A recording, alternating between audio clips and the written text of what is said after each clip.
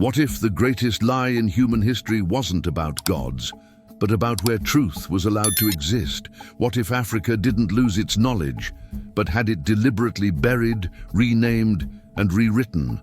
And what if what we call original evil was never a fall from the sky, but a manipulation of memory right here on Earth?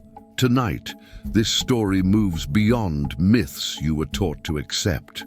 It travels through ancient African civilizations, ancestral symbols, forbidden parallels with the Bible and other sacred texts, and a spiritual logic that predates fear-based belief systems.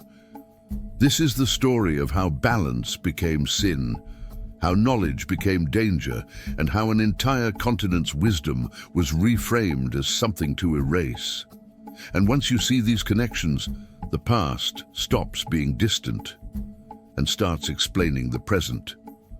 So take a breath, step into this forgotten current of memory, and if this revelation speaks to something ancient inside you, subscribe to the channel, leave your like, and tell us in the comments where in the world you're listening from.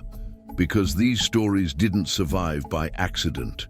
Long before scripture had chapters and verse numbers, there was memory carried by breath, drum, and firelight. In the deep lands of Africa, history wasn't something you owned.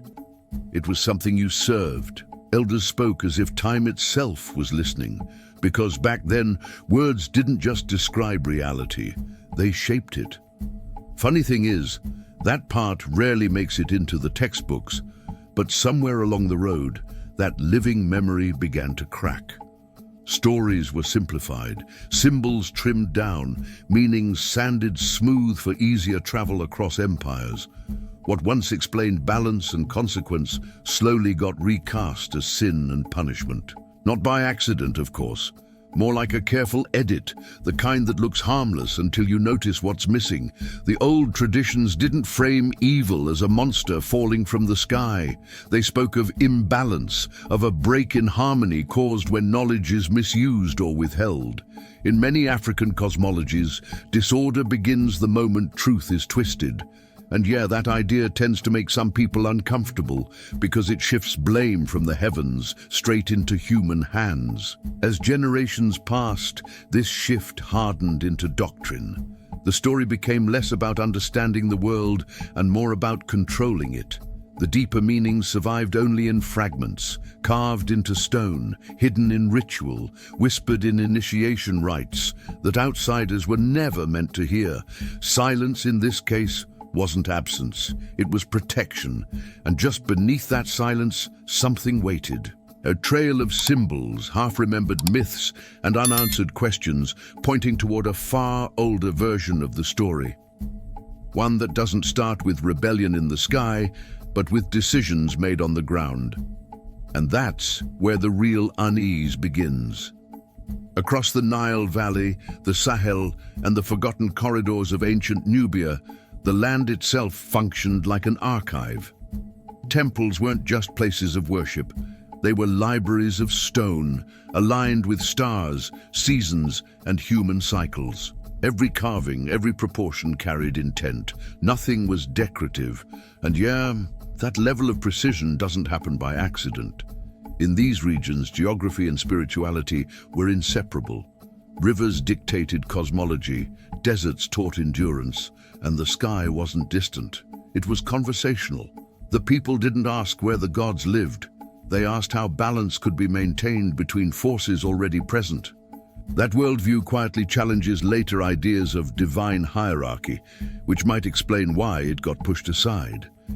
What survived in fragments suggests a system older than monarchy and empire. Archaeological evidence, aligned megaliths, ritual centers like Nabta Playa, and early Nilotic temples points to organized spiritual knowledge thousands of years before classical civilizations claimed the spotlight. Awkward timing, isn't it?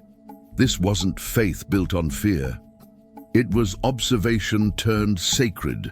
The movement of stars mirrored the movement of society. Imbalance in one echoed in the other. Power came with responsibility, not exemption. And that idea, historically speaking, doesn't sit well with centralized authority.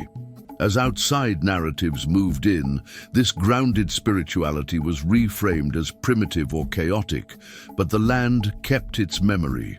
Symbols buried beneath sand, foundations beneath newer temples, stories beneath official history, all quietly waiting to be noticed again.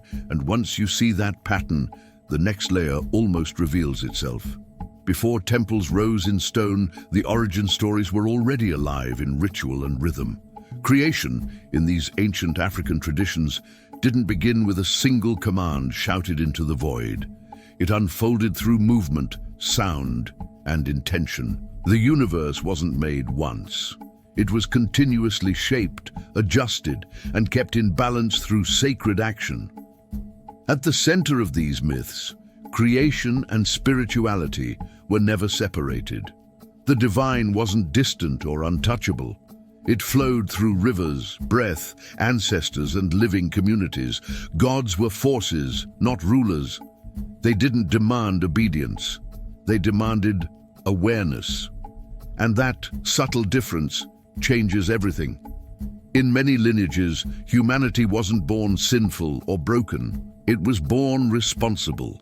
Knowledge wasn't forbidden. It was earned through discipline, initiation, and moral readiness. The danger wasn't learning too much. It was learning without wisdom. That nuance rarely survives translation into later religious frameworks. Rituals became the bridge between worlds. Drumming echoed cosmic rhythms, incense carried prayers upward, and symbols drawn in earth or skin acted like keys to hidden doors. These weren't performances. They were technologies of the spirit, refined over generations through trial, error, and ancestral guidance. But when stories like these traveled beyond Africa, their core was stripped away. Creation without guilt became heresy. Responsibility without fear became rebellion. And so, the myth was reshaped, not because it was false, but because it was powerful enough to threaten a new order. And that raises an uncomfortable question about what else had to be rewritten next. As rituals deepened, symbols emerged as a language older than alphabets. Shapes, animals, colors, and movements carried layers of meaning that words alone could never hold. A serpent wasn't danger, it was renewal. A circle wasn't closure, it was continuity. Funny how later traditions flipped those meanings and called it revelation. These symbols weren't chosen for drama. They came from close observation of nature, how snakes shed skin, how seasons return, how life loops instead of marching in straight lines. Wisdom lived in repetition. Nothing was rushed, and that patience made the system resilient and inconvenient for anyone trying to impose fast, absolute answers. Initiation guarded these symbols carefully. Not everyone had access, not because of elitism, but because power without preparation leads to imbalance. Knowledge was layered, revealed step by step as character developed. In that world, secrecy wasn't manipulation, it was responsibility. Over time, outsiders encountered these symbols without context. Stripped from ritual and lineage, they were misunderstood, sensationalized, and eventually condemned. What once guided harmony was reframed as threat. Irony. The symbols didn't change. The intention behind them did. And once a symbol is labeled dangerous, silencing the people who carry it becomes easy. That's when reverence turns into suspicion and curiosity into fear. From there, the story doesn't just drift, it fractures. And the next fracture would leave scars that still shape belief today. As new powers expanded across land and sea, those ancient systems didn't disappear. They were challenged, not with debate, but with authority. Shrines were renamed, rituals outlawed, and languages recoded into something more convenient. The conflict wasn't just spiritual, it was historical.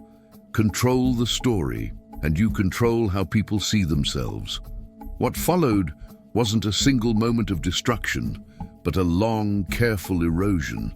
Traditions were allowed to survive only if they fit new frameworks. Anything that emphasized balance over obedience, memory over command, had to go. Slowly, the sacred was recast as superstition, and guardians of knowledge became obstacles to progress. Colonization amplified this process. Maps were redrawn, time itself was reorganized. African histories were forced to begin with contact, as if nothing meaningful existed before it. That erasure wasn't accidental. It made domination feel justified, even necessary. Yet resistance took quieter forms. Songs carried encoded meanings. Rituals adapted, disguised as folklore. Spiritual systems bent without breaking, hiding depth beneath surface compliance. Survival became an art form, practiced in plain sight. And buried within that survival was a quiet defiance, the refusal to forget. Because once memory lives on, even distorted, it creates pressure, and pressure, given time, always seeks release. That release would come through fragments, scattered across the world, waiting to be connected. Centuries later, fragments began resurfacing in unexpected places. Stone tablets, burial sites, oral histories recorded just before elders passed on. Pieces of a puzzle that never quite fit the official timeline. Archaeologists hesitated, historians footnoted, and the uncomfortable questions stayed politely unanswered. Funny how silence can be institutional. Comparative studies started revealing patterns that felt a little too familiar. Creation myths echoing across Africa, Mesopotamia, and the Levant shared structures, symbols, even moral logic. Floods, sacred gardens, divine wisdom tested through humanity. The parallels weren't copied, they pointed backward toward a common ancestral source. Ancient Egyptian texts spoke of Ma'at, balance, truth, cosmic order, long before similar ideas appeared elsewhere under different names.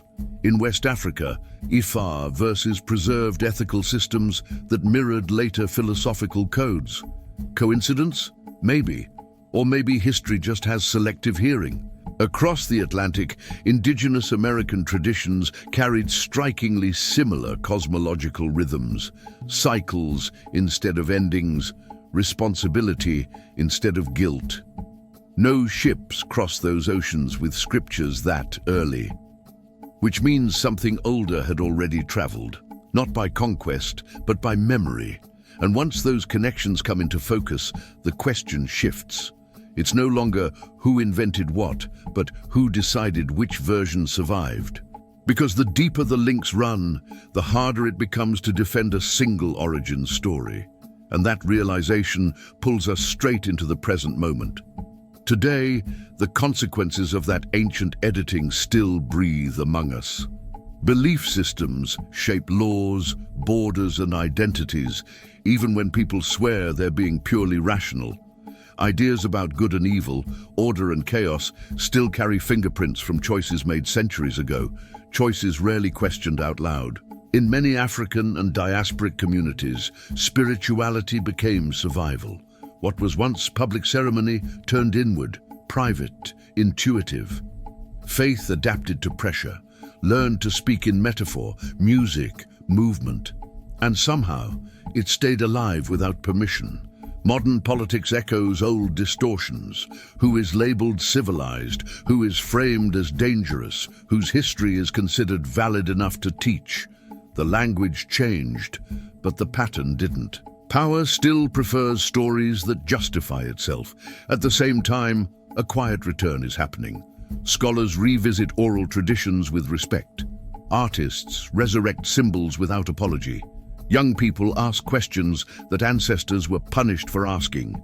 Memory, it turns out, is stubborn, and that return doesn't announce itself with thunder.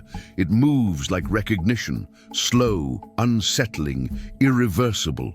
Because once a people remember that the original evil was never cosmic rebellion, but narrative control, the future starts looking negotiable. Beneath the deserts, forests, and riverbeds, the earth still holds what words tried to erase. Archaeology isn't just about ruins, it's about timing. Some discoveries surface too early, others too late, and a few arrive when the world finally has the language to hear them. Even then, not everything makes the headlines. Stone circles aligned with solstices in Nabta Playa predate Stonehenge by millennia. Ancient observatories in Africa tracked stars with a precision that suggests long-term study, not guesswork.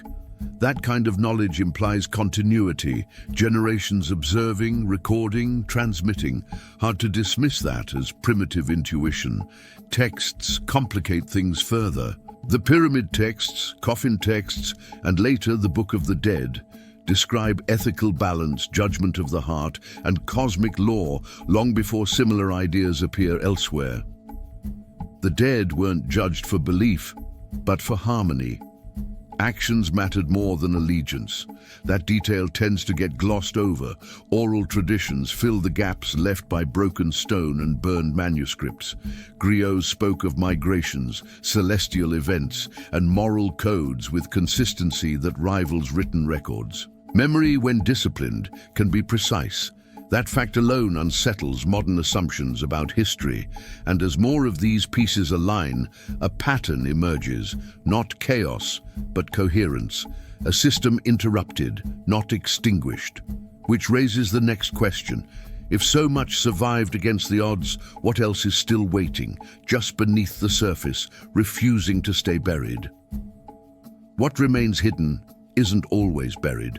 Sometimes it's disguised. Across Africa and its diaspora, ancient systems slipped into new names, new costumes, new rhythms.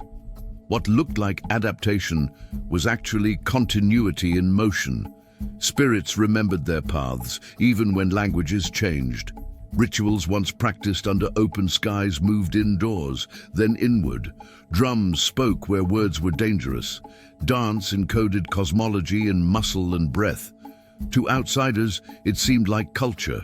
To those inside, it was survival theology, memory stored in the body. Ironically, the more these practices were suppressed, the more resilient they became.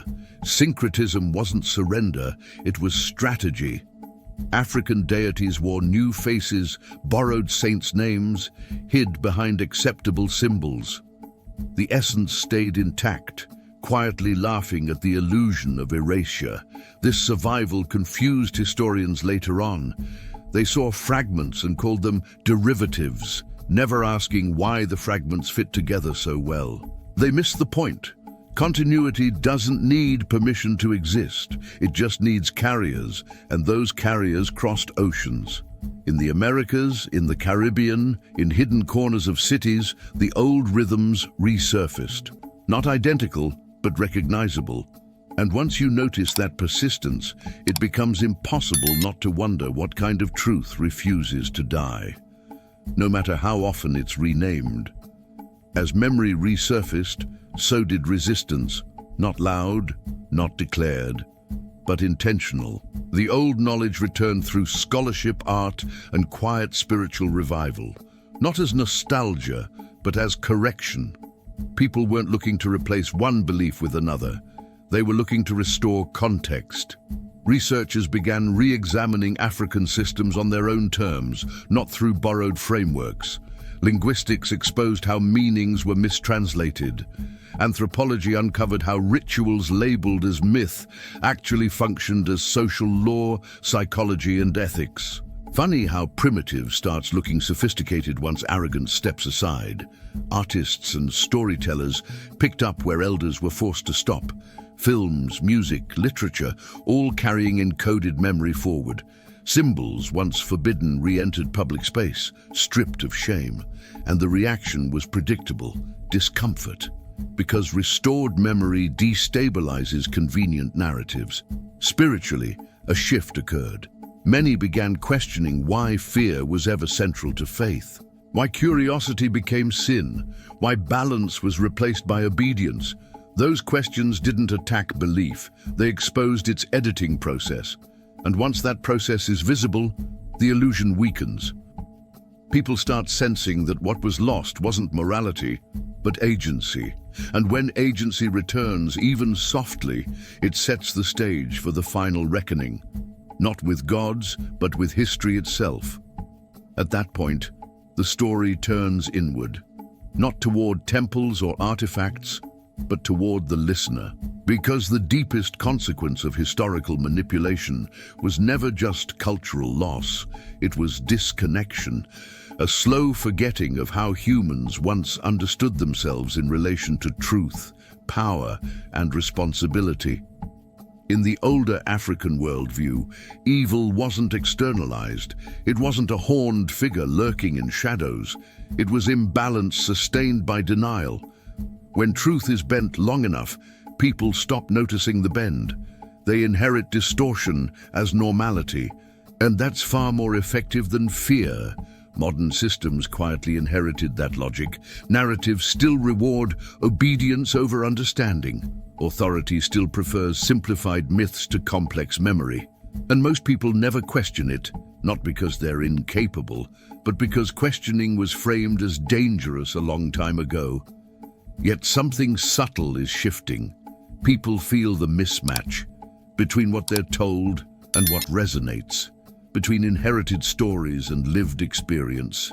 That tension isn't rebellion, it's recognition. The same recognition ancestors felt when stories stopped aligning with reality. And recognition, once awakened, doesn't go back to sleep. It asks for continuity. It looks for roots. And it prepares the ground for the final revelation, not about the past alone, but about what remembering actually demands from the present. What emerges at the end of this path isn't a villain or a hero, it's a mirror. The so-called original evil dissolves into something far less mystical and far more unsettling.